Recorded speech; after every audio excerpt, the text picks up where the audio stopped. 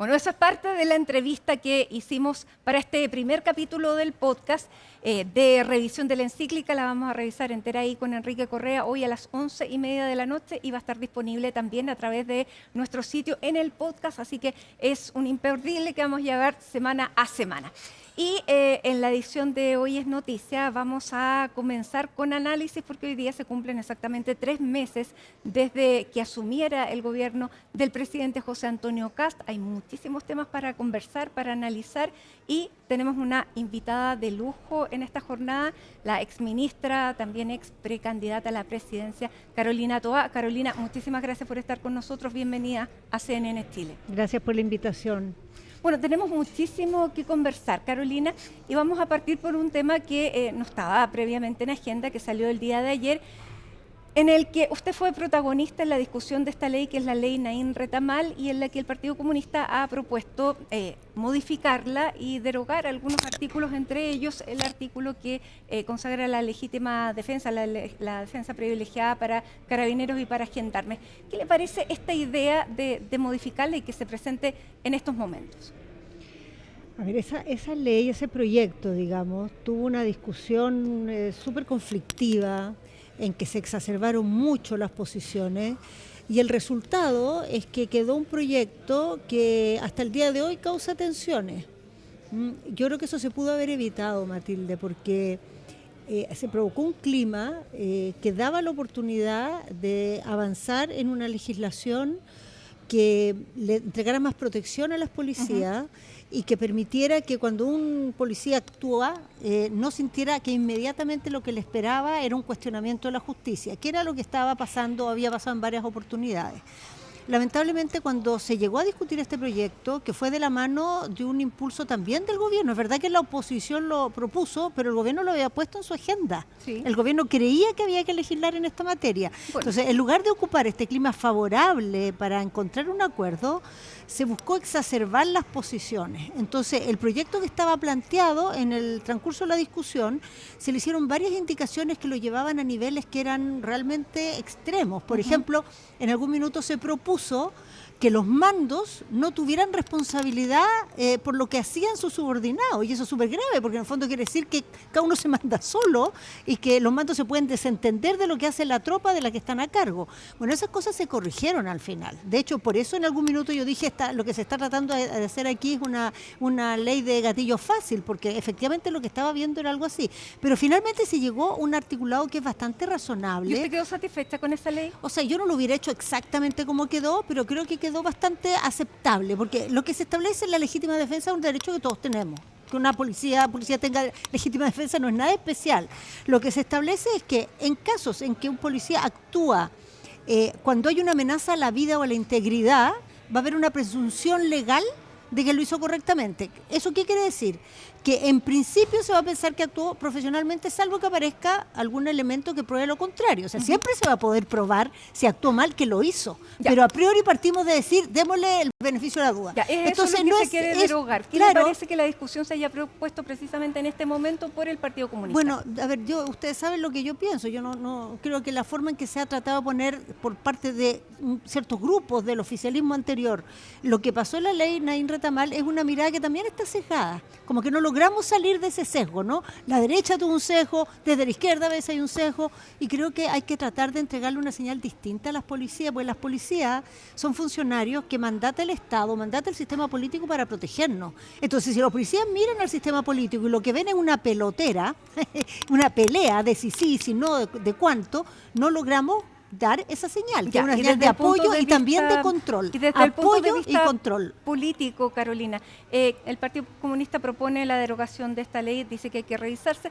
El Frente Amplio dice que todo es revisable y que por supuesto que están de acuerdo con comenzar a revisar. Pero es que es cierto que todo es revisable, todo es perfectible. Pero esto da cuenta de que se mantiene en ya la ahora oposición dos grupos que piensan distinto y que parece ser que son irreconciliables, sobre todo en el tema de seguridad.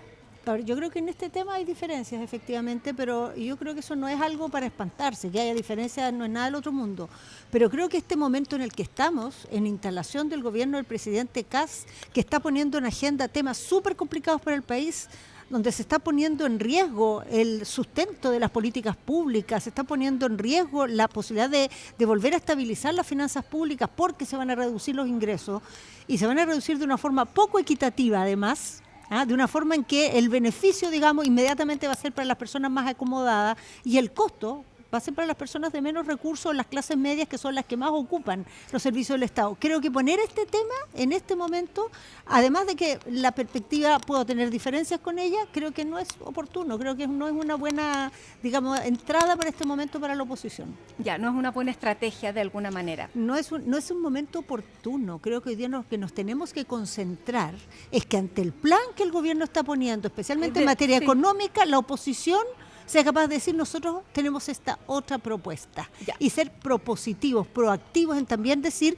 cuál es nuestro camino para generar más crecimiento y para equilibrar las finanzas públicas. Ya, pero básicamente lo que está haciendo además con poner esta discusión adelante es confirmar el sesgo que hay con un sector de la oposición que no está todo lo dispuesto a apoyar a Carabineros en momento en que la ciudadanía yo lo diría de otra manera, Matilde, yo lo diría de otra manera. Yo creo que aquí hay un sesgo para tratar los temas policiales que es de lado y lado. Porque creo que así como hay un sesgo que siempre se piensa que la fuerza se puede ocupar mal, hay por el otro lado, por el lado de la derecha, un sesgo en el sentido de que no se cree que es importante el control civil, no se cree que es importante darle a las policías también límites. Y las policías necesitan las dos cosas, apoyo, respaldo, capacitación, recursos y por otro lado, un control civil que sepa también desde fuera ver que las cosas se hagan bien y que ese poder se ocupe correctamente. Ese equilibrio lamentablemente en una parte de la izquierda no se ha logrado y en la derecha tampoco se ha logrado. Y es necesario, las policías modernas requieren ambas cosas, apoyo de la sociedad, empoderamiento a la policía, control y límites. Ya, y en este momento político, ¿dificulta la unidad dentro de la oposición? ¿Esta diferencia? Sí. Bueno, no ayuda, pero creo que siempre hay obstáculos en el camino. Yo creo que esto no ayuda, creo que reabre un debate que fue muy áspero dentro de la oposición actual, oficialismo en la época, en su momento, pero creo que no tenemos derecho a, digamos, a murrarnos por cosas así. O sea que creo que hay una obligación aquí ante los temas que están en la agenda y especialmente los temas de la mega reforma, a actuar, a buscar ser propositivos y proactivos. No nos podemos picar, ir para la casa porque no nos gustó lo que hizo el otro. No ayuda, pero tenemos que ser adultos. No queda otro. Ya, y en este escenario, el día de hoy, el gobierno cumple 3 meses exactos desde el día de la instalación. Ya no son 90 días, son los 3 meses porque hoy es 11 de junio y hay muchísimos temas, como usted decía. Por ejemplo, hay una acusación constitucional contra el exministro de Hacienda, Nicolás Grau, que además hoy día comenzó a tener más problemas y a verse tal vez más aproblemada o con más carga, porque el viceministro de Economía y Energía abordó irregularidades cometidas por el INE durante el proceso del censo, en que se contrató a personas que tenían antecedentes penales. Entonces, lo que él dice es que el viceministro tiene que, además, dar cuenta de ilegalidades que se cometieron durante su gestión, y eso es como ministro de Economía, y eso claramente no ayuda a la acusación constitucional. ¿Cómo está viendo usted la acusación constitucional y con este nuevo elemento que se añade no a la acusación, pero a la discusión? O sea, ciertamente uno, cuando hay una acusación constitucional y hay un ex colega que está puesto en esa condición por una cosa tan increíble como que las proyecciones que hizo el gobierno en la época plantea, digamos, opiniones distintas en el gobierno actual, uno le preocupa la condición de ese proceso. Pero a mí lo que más me preocupa, Matilde, es ver autoridades tan poco enfocadas en su tarea. ¿En qué sentido? Yo creo que realmente lo del ministro Mas es impresionante. O sea, que un ministro tenga tiempo para salir a hablar de una cosa así, en el marco más de una acusación constitucional. O sea, dicen que el gobierno no está detrás de esta acusación. Yo aquí me atrevo a decir que el gobierno instigó esta acusación y está tratando de empujarla. Porque esta acusación que le hace el ministro se refiere a cosas que el ministro no hace y que son totalmente menores. Cuando tú haces un censo como este que se hizo, que resultó impecable, a diferencia del que se hizo hace 2 gobiernos atrás, que hubo que anularlo por irregularidades. Este censo no tiene cuestionamiento. Se contrataron 25.000 personas para hacer los que, digamos, los censistas. Ese contrato no lo hace el ministro, ni lo hace el gabinete del ministro. Se hace a través de una serie de intermediarios que se contratan desde el INE. Lo que dice el ministro más es que hay una responsabilidad política. Es que sinceramente no. O sea, un ministro no tiene la obligación de estar vigilando si los contratos, uno por uno, de 25.000 contratos, se cometió un error en alguno, en el marco de una cosa tan masiva. Entonces, no es efectivo, no hay una responsabilidad política del ministro, y además es una cosa, en el marco del proceso del censo, tremendamente menor, y que no tuvo ningún impacto en la calidad del censo. Entonces, realmente, cuando a mí me dicen que el gobierno no está detrás de esta agenda, yo me atrevo aquí a decir, esto se gatilló por una declaración totalmente extralimitada del ministro Quirós, y hoy día sigue alimentándose por esta actuación del ministro Mas. Bueno, y esta acusación constitucional también ha tenido de alguna manera, no diría el respaldo, pero desde la presidencia, el presidente dice que cada parlamentario está en su derecho de ejercer esta facultad, y que no cree que esto enturbie tampoco la discusión de esta mega reforma, porque da lo mismo cómo se vote, van a votar en contra igual, si se apoya o no esta acusación constitucional. ¿Qué está también comunicando el presidente con una declaración como esta? A ver, yo creo que el problema de la acusación constitucional no es el debate de la mega reforma. Las objeciones que la oposición tiene sobre la mega reforma no tienen que ver con la acusación constitucional. Tenemos dudas de esa mega reforma porque creemos que no va a ayudar al crecimiento, porque creemos que tiene muchos elementos que van a agravar el problema fiscal que existe en el país, porque va a debilitar las políticas públicas, los derechos sociales, y porque es injusta del punto de vista social, es regresiva. Esas son nuestras objeciones con la mega reforma, no la acusación al exministro Grau. Ya, ahora, pero desde el punto de vista del liderazgo del presidente, yo le pregunto, sí, ¿hubiera esperado que un presidente de la República de cualquier signo no se manifieste, digamos, más crítico frente a una facultad que puede irse incluso en contra de su propio gobierno? O sea, mira, un presidente tiene muchas maneras de hacer saber a los suyos que algo es inconveniente e imprudente. Muchas. Y si lo hubiera hecho con fuerza, porque esta acusación empezó por su partido, por los líderes de su partido, eso se hubiera notado. Y yo creo que el tema de por qué esta acusación importa, especialmente es porque tenemos ya una trayectoria de ya varios gobiernos en que este instrumento se ha ido usando de manera cada vez más torcida y cada vez más ha tenido más impacto en el sistema político. La primera vez, cuyo efecto fue, yo me atrevo a decir, tóxico, fue cuando acusaron y finalmente destituyeron a Yasna Proboste cuando era ministra de Educación. A ella la acusaron por errores contables de una Seremi. O sea, es como parecido a lo que está tratando de hacer con Grau en este caso. Una cosa que pasó en una Seremi, errores contables de cómo se registran y se hacen consolidaciones bancarias.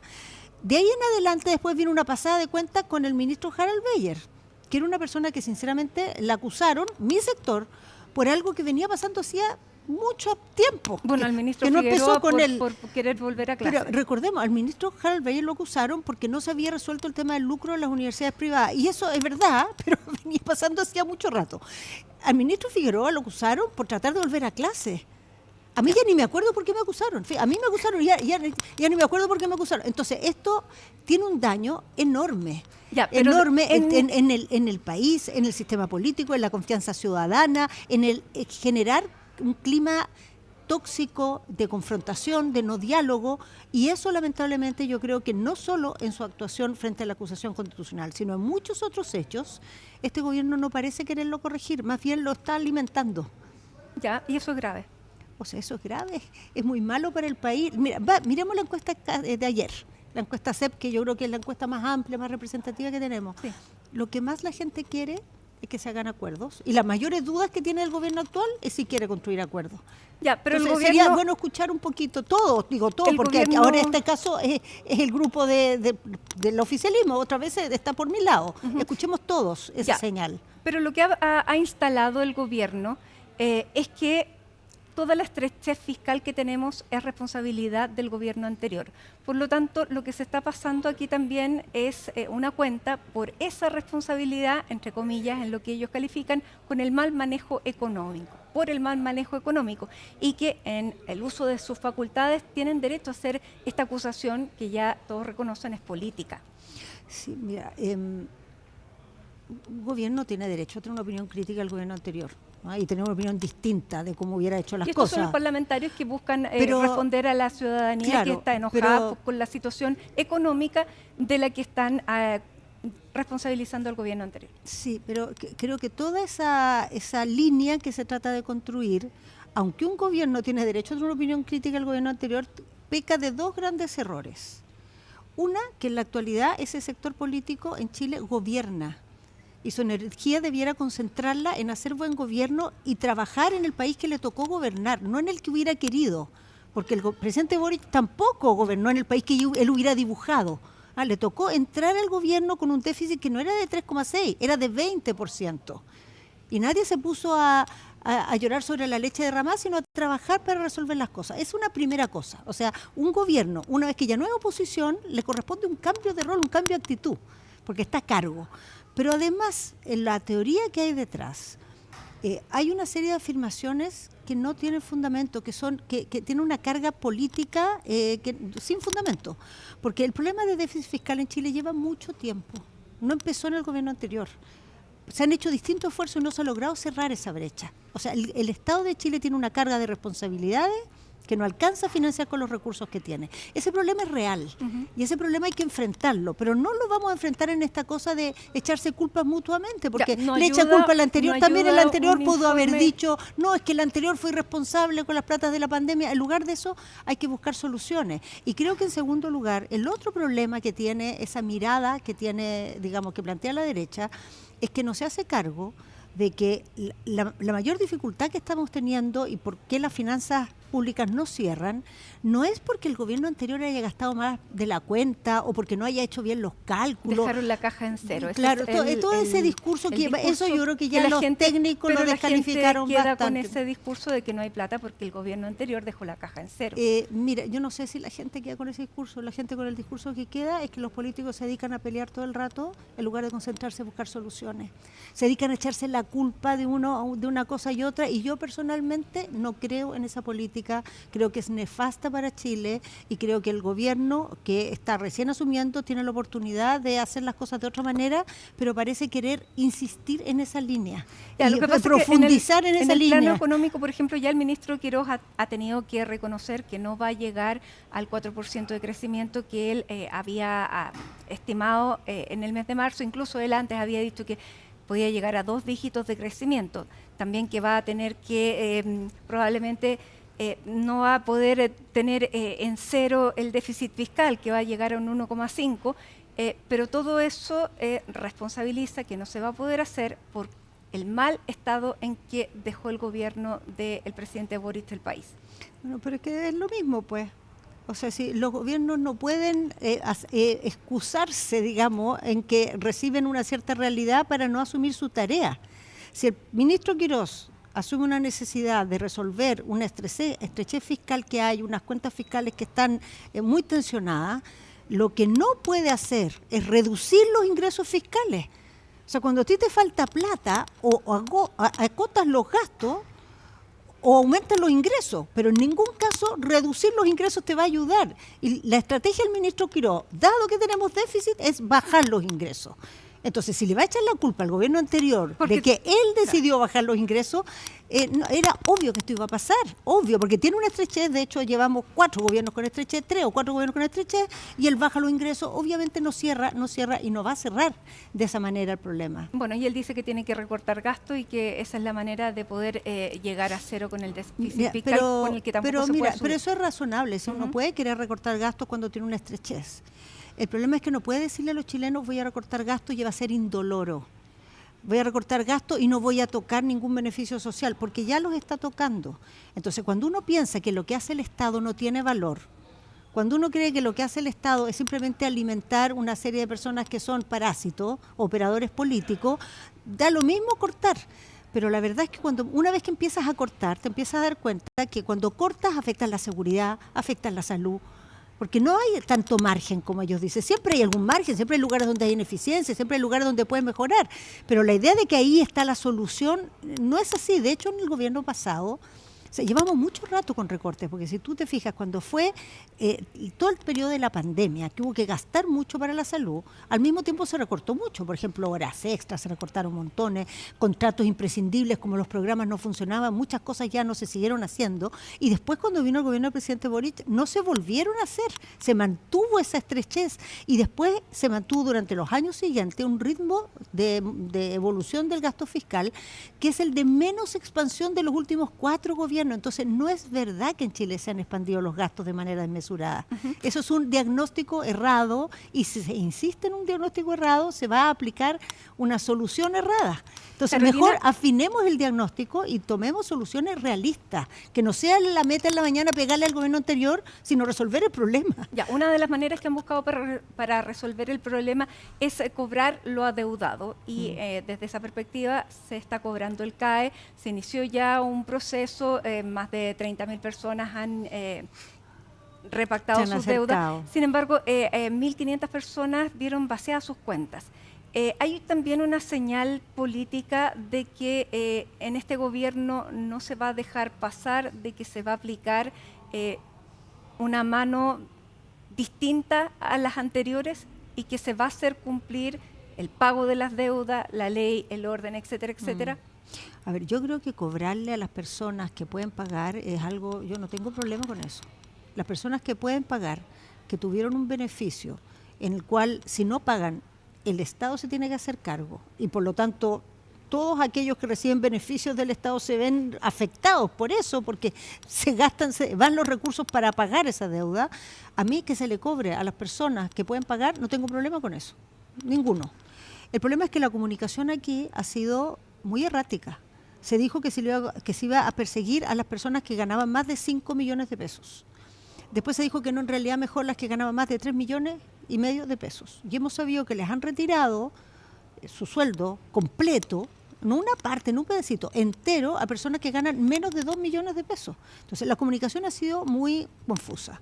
Después se ha ocupado una herramienta que yo no tengo certeza que esté bien ocupada, porque es una herramienta que se creó para poder cobrar, hacer cobranzas tributarias, impuestos no pagados. Esto en estricto rigor no es un impuesto. Esto es una deuda que tiene una garantía estatal y que el Estado paga en virtud de esa garantía. No es un proceso tributario. Entonces, yo no tengo certeza de que está bien ocupada digamos, la herramienta. Y lo tercero, Matilde, que es lo que me parece más importante, que de nuevo creo que aquí el gobierno, su principal preocupación no es resolver el problema del CAE, ni siquiera es cobrar el CAE. Su principal preocupación es cobrarle al gobierno anterior. Y aquí hay que hacer algo con el CAE. Y se había avanzado bastante en esa discusión. Ya, porque en la ley, que el presidente entrara en el debate. O sea, mira, no voy Diego Boric. Sí, no voy a referirme a eso, no voy a opinar sobre las decisiones del presidente de cuándo opina, pero ¿Del presidente Boric, te digo yo? Sí, del presidente Boric, sí. No voy a hacer un juicio sobre eso, pero sí voy a decir algo. Yo creo que la propuesta original que tenía el gobierno anterior, que era esta idea de condonación general, tenía muchos problemas. Era una promesa que no era tampoco, desde el punto de vista de justicia social, no era correcta, porque quedaban condonados moros y cristianos también los que podían pagar. Y tampoco había recursos. Creo que no era una buena idea. Pero en el camino, el gobierno desechó la idea de la condonación general. Pero la gente quedó con la idea de que pudiera haber una posibilidad y no pagó. Pero es verdad, pero quiero ir a la solucionática. Porque, ¿qué es lo que se hizo? Se creó finalmente una propuesta en que lo que se hacía era incentivar el pago.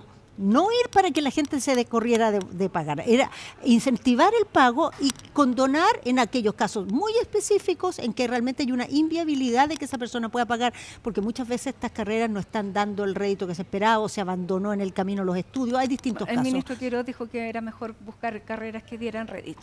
Sí, pero en Chile no hay, y no sé si el ministro lo va a proponer. El Estado no puede obligar a la gente a estudiar una cosa u otra. Y una vez que la persona estudia y tiene un crédito, tiene la aspiración de encontrar un trabajo y a veces no lo encuentra, le cuesta pagar.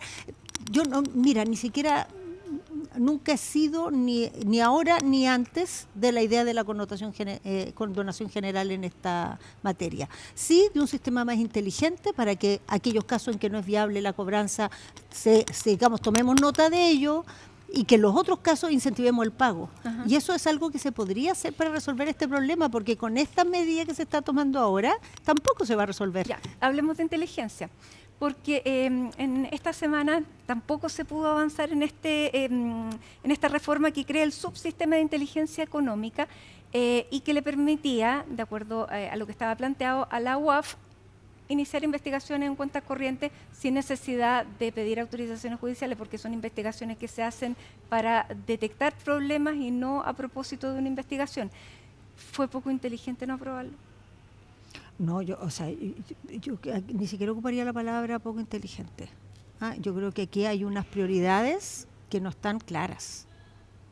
Porque se habla tanto de seguridad, tanto de crimen organizado, y cuando llega la hora de tomar el instrumento que puede ser más efectivo, que puede hacer mayor diferencia, se echan para atrás. Yo lo encuentro muy impresionante. Se defiende la libertad de las personas. Y el derecho a la intimidad. Es que no es verdad, Matilde, porque cuando se han discutido medidas intrusivas que afectan a otros grupos, por ejemplo, los controles de identidad, por ejemplo, la revisión de mochilas en los colegios, por ejemplo, las cámaras de seguridad con reconocimiento facial, no hay problema. Démosle con esas medidas. Pero ese mismo sector, que es muy partidario de medidas intrusivas, que siempre las apoya, cuando nos referimos a entrar en las cuentas corrientes de personas que tienen plata, ahí empieza a preocupar la intimidad. Pese a que el proyecto tiene medidas draconianas contra las filtraciones y el mal uso de esta facultad. O sea, hoy día hay muchas filtraciones e investigaciones penales y casi no tienen consecuencias. Procesos penales... Es el jefe de la UAF el que asume personalmente la responsabilidad. O sea, mira, expliquémosle a los televidentes. O sea, lo que está dicho acá es que cada vez que se ocupe esta facultad, lo tiene que autorizar el jefe de la UAF. Si alguna vez se llega a ocupar mal la información, el responsable es el jefe de la UAF, que se le puede meter a la cárcel por esta razón y se le puede inhabilitar de por vida para cargos públicos. Entonces, la protección que hay aquí es altísima contra los abusos, la más alta que yo he visto en cosas similares.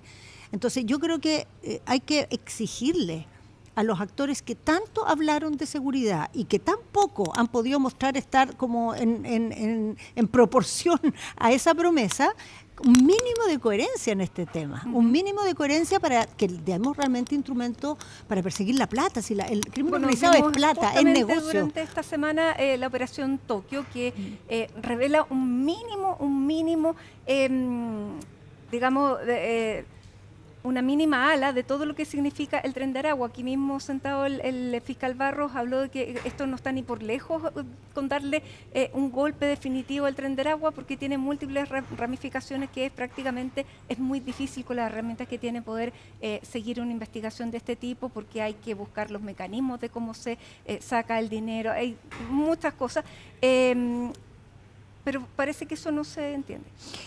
O sea, no se toma en serio que aquí para perseguir el crimen organizado se requiere otra generación de herramientas. Entonces, Chile avanzó mucho en eso en los años recientes porque se creó una institucionalidad nueva como la Fiscalía Supraterritorial, el Ministerio de Seguridad, la protección de las víctimas. Hay mecanismos, la ley antiterrorista, la ley de crimen organizado. Tenemos herramientas muy distintas de las que teníamos hace años atrás. En ese sentido, tuvimos un avance, pero siempre al final en el debate público da la idea de que esto es simplemente...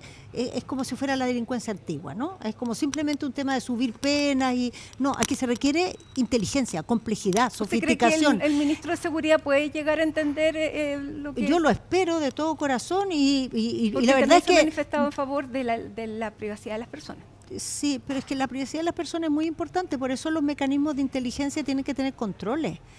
Yo quiero explicar esto, Matilde, porque hay un gran malentendido. La razón por la cual el proyecto no contempla control del juez no es para que haya poca protección a las personas, sino porque los jueces tienen como tarea, están formados para eso, y su rol es ver cuando una investigación o una medida intrusiva corresponde, cuando está ligada a un delito que ya se cometió y hay una investigación que tiene pruebas respecto a un sospechoso. Ahí se meten los jueces. Pero la inteligencia funciona de otra manera. En la inteligencia a veces todavía ni siquiera se cometió el delito. Se adelanta. Se adelanta. Y a veces tú no estás investigando una persona, sino que estás viendo un rubro, por ejemplo, las joyerías. Las joyerías, vemos las joyerías que está pasando y parece que por aquí están lavando dinero, entonces vamos a ver. Entonces ahí la lógica con que se hace la actuación de los jueces en medidas intrusivas de este tipo no opera otra lógica que es de inteligencia. Si lo que tú quieres es que esto opere igual que una investigación penal, entonces lo que estás diciendo es yo no quiero tener inteligencia, yo solo quiero tener investigación penal. Y yo creo que Chile lo que quiere y lo que necesita es inteligencia de la buena, de verdad. Y el gobierno llegó también con un relato de seguridad que finalmente, ¿qué le parece la designación del nuevo ministro? A ver, yo primero quiero decir que le deseo suerte al ministro, que todos los que estuvimos involucrados en las tareas de esta materia sabemos que es una función compleja y no tengo hasta el minuto ninguna razón para pensar que no pueda asumir todo lo que esto significa. Sí tengo algunas aprensiones, ¿no? Porque creo que se ha anunciado, a la hora de anunciar, digamos, las medidas que se van a tomar, se ha puesto mucho énfasis en medidas que yo comparto, o sea, creo que es importante tomar el tema de las incivilidades, creo que es una... de vándalos e incivilidades. O sea, no comparto la sanción que ellos proponen, pero tomar el tema me parece una cosa buena. Pero creo que es de esas típicas cosas que comunicacionalmente causa mucho revuelo, pero se deja de lado que donde está el corazón del drama hoy día en Chile es en el crimen organizado, y que la herramienta clave o una de las herramientas clave es tener inteligencia. Entonces me preocupa ese desbalance, porque a mí me gustaría ver a las autoridades de la seguridad hoy día de cabeza haciendo que salga el proyecto de inteligencia económica y que salga con las mayores herramientas y que con eso fortalezcamos la posibilidad de que el Estado se adelante, porque lo que dijo el fiscal Barros tiene toda la razón en el sentido que el crimen organizado evoluciona súper rápido, tú agarras un brazo, crean otro, tú les pillas una técnica, agarran otra. Entonces si el Estado no va más adelante, no tiene una capacidad de anticiparse, de conocer como el modus operandi de la criminalidad y no solo delito por separado, y de esa manera también ir desarrollando herramientas que le permitan no siempre estar atrás, sino que ir al frente, no vamos a tener éxito. Entonces yo espero ver eso, todavía me falta. Sí valoro mucho que el ministro haya partido por decir que esta es una política de Estado, que no es cosa de un ministro versus otro ministro, es cosa de tener una actuación sistemática basada en evidencia y basada en una planificación además que en el tiempo, digamos, vayamos madurándola y no vayamos a partir de cero cada vez que cambiamos de gobierno, porque eso sería ir retrocediendo en el fondo. Ya, y otro de los temas que a usted también le tocó, la vimos en la frontera, ahí se trató de instalar que usted fue con un megáfono donde ellos iban con herramientas concretas como el trabajo para la zanja, los drones, etcétera.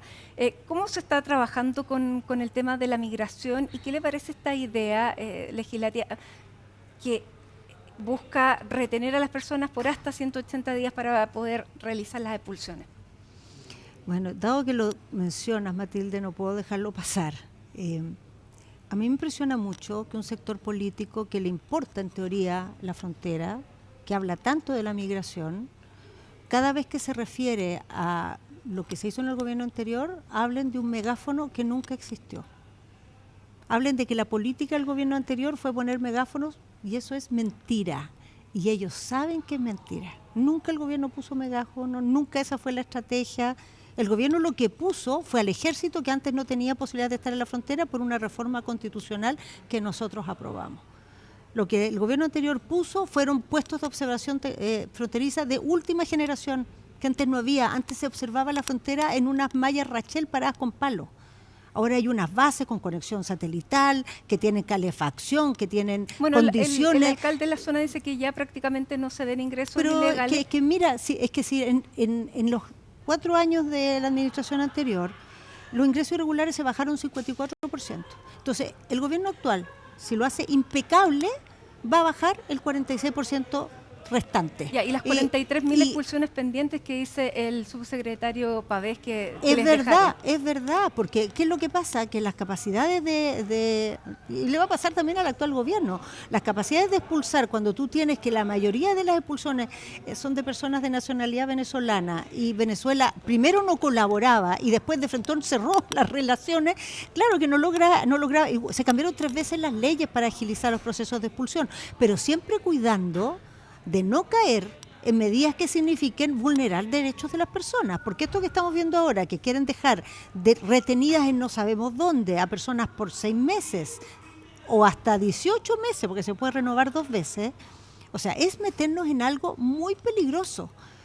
Personas que no están condenadas, que han cometido una acción que hoy día en Chile no es delito, y no es delito porque toda la evidencia internacional muestra que tratar eso como delito no ayuda, sino que simplemente relenta las expulsiones, carga los tribunales y carga las cárceles.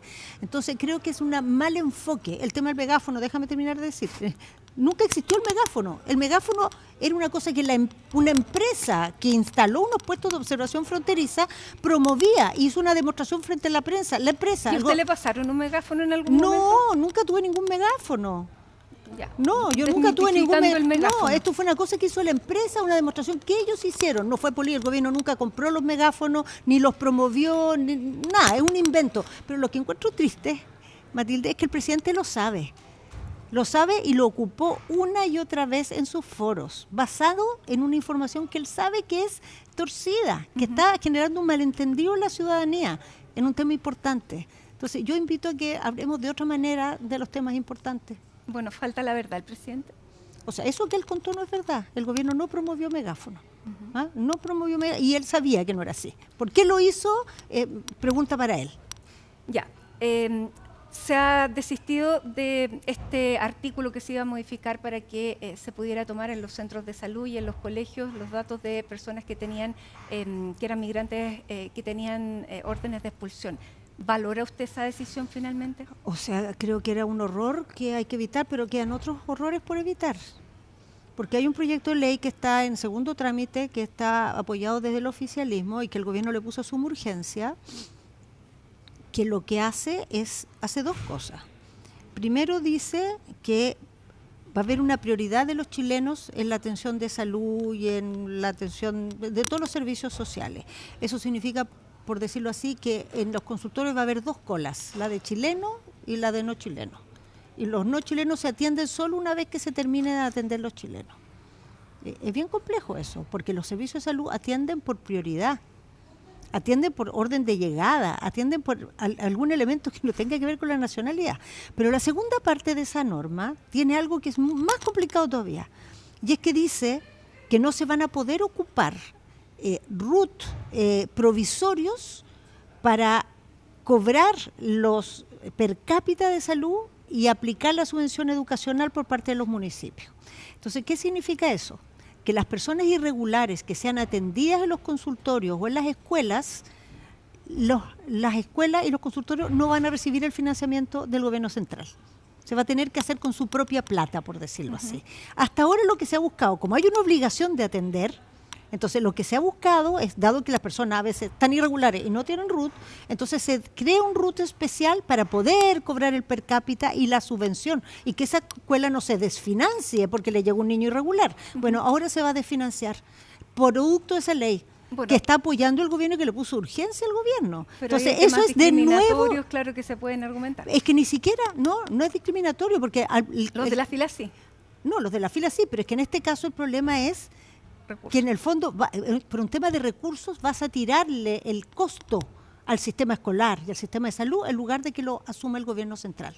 Vas a derivar el costo a los servicios sociales. En el fondo, vas a hacer que los usuarios del sistema de salud y los usuarios del sistema de educación paguen las consecuencias. Eso no es justo. Es regresivo y debilita los derechos sociales, a pesar de que se ha comprometido una y otra vez que no se va a hacer. Carolina, la quiero llevar a otro tema, porque bueno, hemos visto que en materia internacional el gobierno ha opinado poco, ha opinado sobre todo de ciertos países, de la relación con Estados Unidos, etcétera. Pero ha nombrado a Gabriel Saliasnik en Israel, que va a ser investigado, y el argumento es que se mantiene la nominación de esta persona como embajador de Chile en Israel porque no se debe prejuzgar. ¿Qué le parece a usted en esta discusión? ¿Es válido la presunción de inocencia o estamos poniendo a Chile en una situación compleja en una representación exterior? O sea, mira, yo tampoco quiero prejuzgar, no voy a hacerlo. Sin embargo, me impresiona el doble estándar. el doble estándar. O sea, las personas que hoy día dicen eso, que no se puede prejuzgar, miremos lo que decían hace 4 meses atrás cuando eran oposición. O sea, no solo prejuzgaban, condenaban antes de preguntar. Entonces, yo creo que tenemos que tener un mínimo de equilibrio. O sea, sin prejuzgar, obviamente, sin prejuzgar. Pero cuando tú nombras a una persona en un cargo, no solo tiene que estar libre de la prejuzgan de ella, sino que tiene que estar fuera de toda sospecha. Y eso creo que se logra evitando que estén en cargos públicos personas que están comprometidas en investigaciones. Ese fue el principio que me tocó a mí defender. Y siempre lo que me encontré al frente es que el estándar cambiaba. Si es amigo mío, no se puede prejuzgar. Si es mi adversario, está condenado de antemano.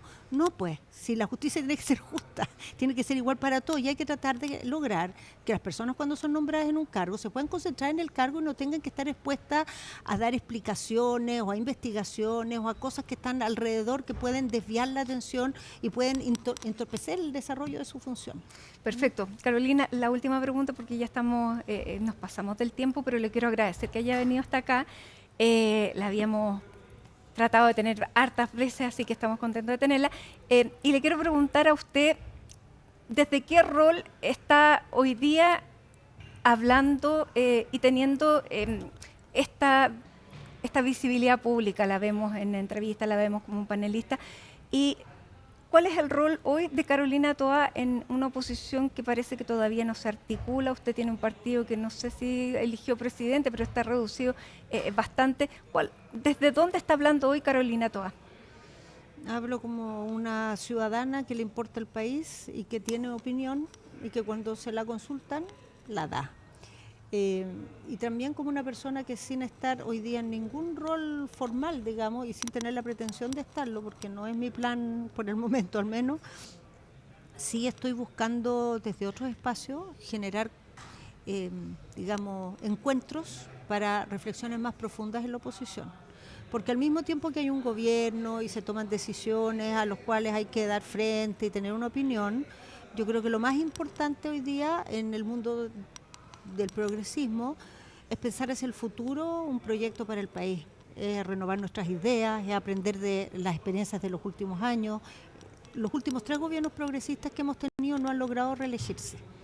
Y eso significa que más allá de que en estos 3 gobiernos se han hecho cosas importantes y reformas que son valiosas, no se ha logrado dar continuidad para hacer de eso un proyecto más de país, ¿no? Con una mayoría social detrás y no solo con un triunfo pasajero en las elecciones. Y yo creo que de eso hay que tomar nota. ¿No están llegando a sectores políticos que quieren orden y que quieren tener logros materiales donde, por ejemplo, líder como Franco Parisi sí tiene mucho éxito y lo vemos también en la encuesta? Bueno, a ver, creo que por ponerlo diferenciar las dos cosas, yo creo que la sintonía de la izquierda con un sentido del orden, de hacer cumplir la ley, del Estado a tiempo cuando las personas están en peligro, del Estado que protege a las personas cuando están en peligro, es algo fundamental, fundamental. Y por otra parte, creo que ante el populismo que propone soluciones que muchas veces no son sostenibles o que busca pequeñas ganancias cuando se toman por el lado otras decisiones, como por ejemplo está pasando con la mega reforma, creo que tiene que haber un progresismo que ofrezca un proyecto de país que realmente mejore la vida de las personas, sobre todo las condiciones materiales de las personas. Porque la sensación que hoy día Chile no es más pobre que antes, es menos pobre, pero el futuro se ve con mucha incertidumbre, se ve con poca esperanza, se ve con una sensación de gran vulnerabilidad ante lo que viene. Y el progresismo tiene que ser capaz de entregar esa certeza y tener propuestas atractivas para que las personas no vayan al populismo, sino que vayan a proyectos más amplios, más profundos, más sólidos. Carolina Toá, muchísimas gracias por estar con nosotros aquí Gracias, en CNN Matilde, Chile. a Que ti. estén muy bien. Hacemos una pausa en Hoy es Noticia y ya volvemos con otras informaciones de la jornada.